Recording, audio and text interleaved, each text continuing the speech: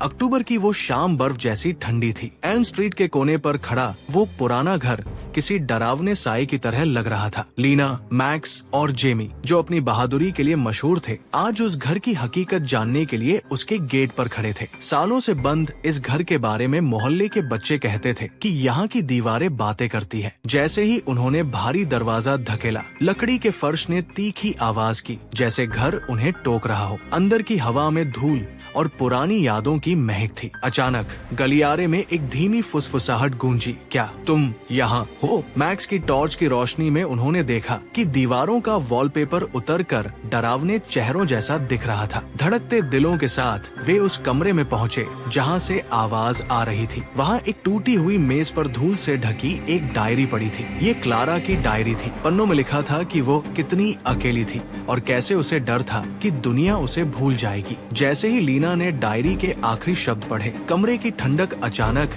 एक सुकून भरी गर्माहट में बदल गई। लीना ने धीमी आवाज में कहा, वो डराना नहीं चाहती थी, बस चाहती थी कि कोई उसे याद रखे। डायरी मिलने के एक हफ्ते बाद तक सब शांत रहा, लेकिन एक रात लीना को अपनी खिड़की पर किसी के होने का एहसास हुआ। जब उसने बाहर देखा तो एल्म स्ट्रीट वाले घर की ऊपरी मंजिल पर एक नीली रोशनी चमक रही थी। उसने तुरंत मैक्स और जेमी को मैसेज किया। वे तीनों फिर से उस घर के सामने खड़े थे। इस बार घर डरावना नहीं, बल्कि किसी पुराने दोस्त जैसा इंतजार करता हुआ लग रहा था। जब वे अंदर गए तो उन्होंने देखा कि क्लारा की वो पुरानी डायरी फर्श पर गिरी हुई थी और उसके पन्ने अपने आप पलट रहे थे। डायरी एक खाली पन्ने पर रुक गई, जहाँ पहले कुछ नहीं लिखा था, लेकिन जैसे ही मैक्स की टॉर्च की रोशनी उस पर पड़ी, स्याही उभरने लगी। तहखाने की तीसरी सीढ़ी के नीचे सच छिपा है। जेमी घबरा गया। क्या हमें और आगे जाना चाहिए? पर लीना के कदम पहले ही सीढ़ियों की तरफ बढ़ चुके थे। उन्होंने तीसरी सीढ़ी को सावधानी से हटाया। नीचे एक छोटा सा लकड़ी का डिब्बा था। जब उन्होंने उसे खोला